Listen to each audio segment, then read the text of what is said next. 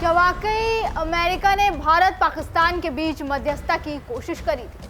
क्या वाकई पाकिस्तान ने सीज फायर के लिए अमेरिका से गुहार लगाई थी? क्या सच में डोनाल्ड ट्रंप ने ही भारत पाकिस्तान का ये युद्ध रुकवाया?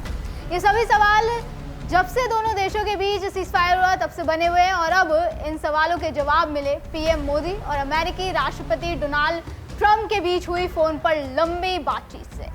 दोनों के बीच करीब 35 मिनट तक बातचीत हुई, जिस दौरान पीएम मोदी ने ट्रंप को बड़ा संदेश भी दिया। तो इस बातचीत में पीएम मोदी ने ट्रंप को क्या सख्त संदेश दिया? ऑपरेशन सिंदूर और सीज फायर से इसका क्या कनेक्शन है? क्या अमेरिका से इस तरह से बात करना भारत की कूटनीतिक जीत की कोई नई कहानी है? और क्यों विपक्ष इस बातचीत पर सवाल उठा रहा है? इस कॉल की पूरी इनसाइड स्टोरी जानने के लिए देखें हमारी ये रिपोर्ट।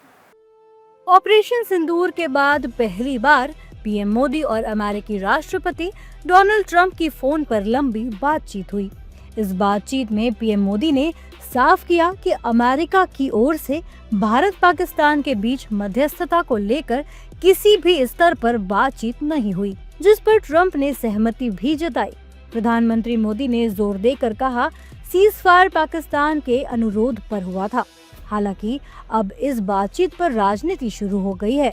विपक्षी दल भरोसा करने को तैयार नहीं है और पूछ रहे हैं कि क्या व्हाइट हाउस की तरफ से इस पर कोई आधिकारिक बयान आया है।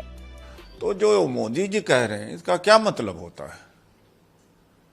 ट्रम्प जब तक न कहे, व्हाइट हाउस जब तक न कहे तो कोई मतलब ही नहीं होता। ट्रम्प तो हो सकता है और बोलते हैं, फिर हम सत्य पर भरोसा कर रहे हैं।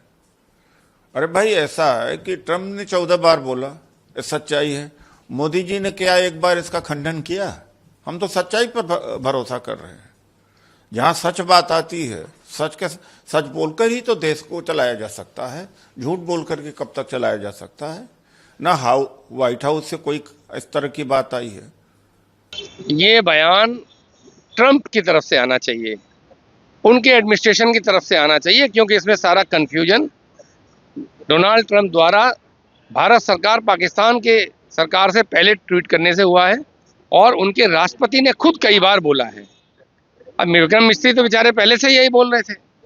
अब मोदी साहब ने अगर बात की है तो उनको ट्रंप एडमिनिस्ट्रेशन से ये क्लियर कराना चाहिए कि ऐसा है, और विक्रम मिस्त्री साहब को ये बताना चाहिए कि इतने दिन क्यों लग गए बात करने में। विपक्ष के सवालों पर बीजेपी और एनडीए के साथी दल हमलावर हो गए हैं। बीजेपी कह रही है कि कांग्रेस से इसी की उम्मीद की जा सकती है, जबकि जेडीयू ने कांग्रेस नेताओं के बयानों को अशोभनीय करार दिया है। इन बेचारों को कुछ पता नहीं है, ये फ्रस्ट्रेटेड लोग हैं।